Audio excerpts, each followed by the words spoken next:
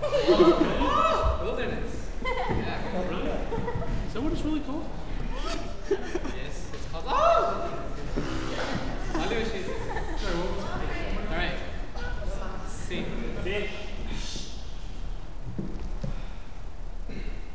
Who ever heard of a woman being on time? I don't know enough about life by now not to expect. There she is now. God. Hello, my own soul's heart. Must have let her also tickle.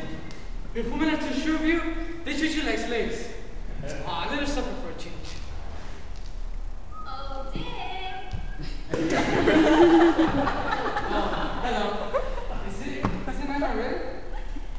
I thought you'd be waiting right here at the end of the path for me. I bet you forgot I was even coming. No, I haven't forgotten, honest. But I got it thinking about life. You know, you might think of me for a change. Dick Miller, you come right here to me. I'm afraid to go out there where anyone might see me. Ah, there you go again. Always scared of life. Dick Miller, I do believe you have an awful nerve to say that. After all the risk I've run making this day and then coming here to meet you. And I see you didn't even take the trouble to send me letter to me. No, because of your first letter, I thought everything was dead and past between us. And I've been meaning to care one bit. Oh, I was a fool to ever come here. I have this good notion to go right back home and never speak to you again. Ah, gee, wait, please. Don't go. I didn't mean anything like that. Honest, I didn't.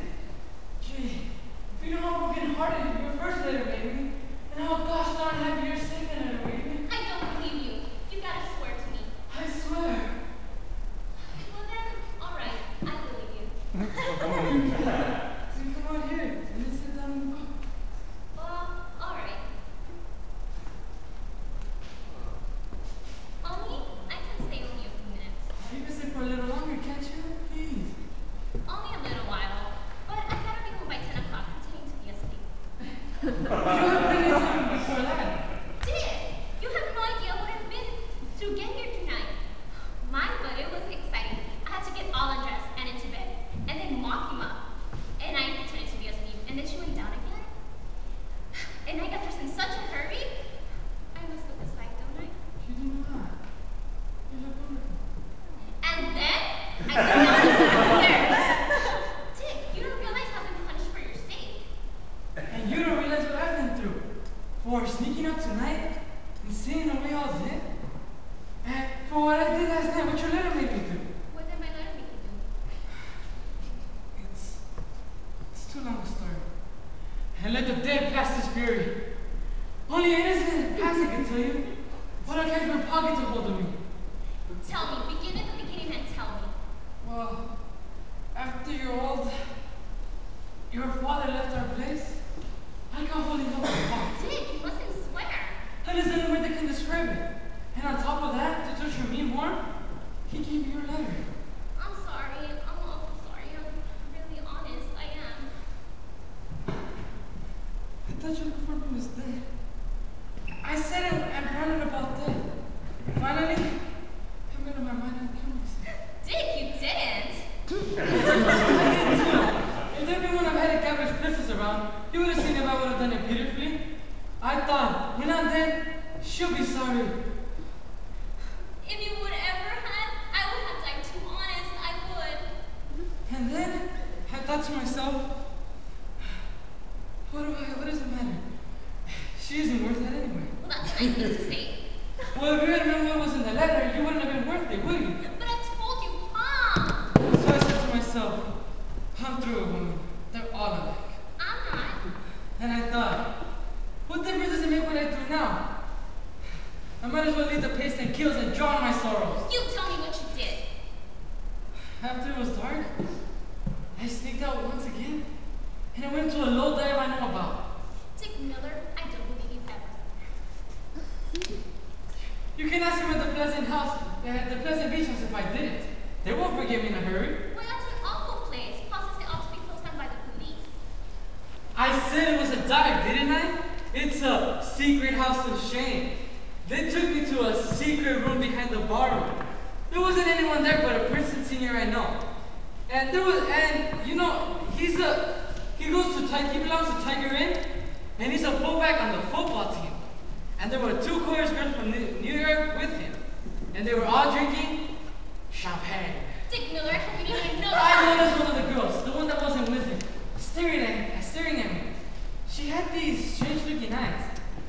And then she even asked me if I would have the courtesy of joining them and drinking champagne with them. Well, she must have been a nice thing. Her name was Belle. She had golden hair, the kind of bird that sings you. I bet it was Dottie. She kept smoking one cigarette after another. But that's nothing for a chorus girl. She was low and bad. That's what she was. Or she couldn't have been a chorus girl. And her smoking cigarettes proves it.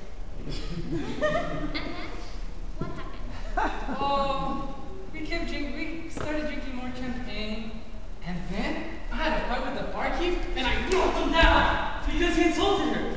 I don't see how he can insult that kind. And why did you fight for her? Why did the Princeton fullback fight for He her? was too drunk by that time. And were you drunk? Only a little, man. I was worse later. You should have seen me when I got home. Whew, I was on the verge of delirium tremens. I'm glad I didn't see you. I hate people who get drunk. I had hated you. But then, what happened with that Belle girl? I mean, after. Before you went home. Oh, we kept drinking some more champagne. And then she sat on my lap and she kissed me. Oh. But it was only all in fun. And did you kiss her? No, I didn't. You did too, and you're lying, and you know it.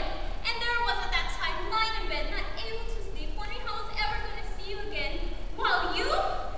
I hate you. I wish you were dead. I never want to lay eyes on you again. And this time, I mean it. Wait, Muriel, please, don't leave. Let me go. Let me go. I'll never let you go. You've got to let me explain. What can you explain from all the way you kissed her? I did not. I said she kissed me. And I suppose you just sat there and let yourself be kissed? Tell them to the Marines. All right, if you're gonna sue me every word I say, then what if I did kiss her once or twice? I only did it to get back at you. Did. I don't tell you you can accuse me when it was all your fault. Didn't you write to me that our love was dead? Hadn't you written me that? Answer me that. What I told you, Pa. He made me write that, and I had to pretend so I'll be able to see you. Don't you see, Sylvie?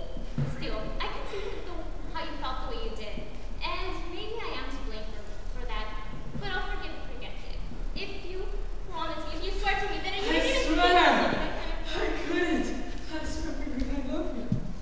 Well then, I still love you. You come back and sit down, why don't you? Okay. But I have to move soon, Dick. Oh, and I'm sorry I break your heart. That was nothing. I felt wonderfully with you. There, that will hear it. You shouldn't waste that on my hand. You have promised me that you would let me.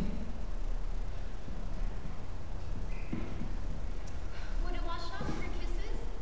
Would it make you forget that you ever, for always? She says so. I don't remember anything about it ever again. Well then, alright then. The moon is beautiful, isn't it? It's not as beautiful as you. Nothing is. So where were we going when we did? To Niagara Falls? That's it for all the falls go? I should say none.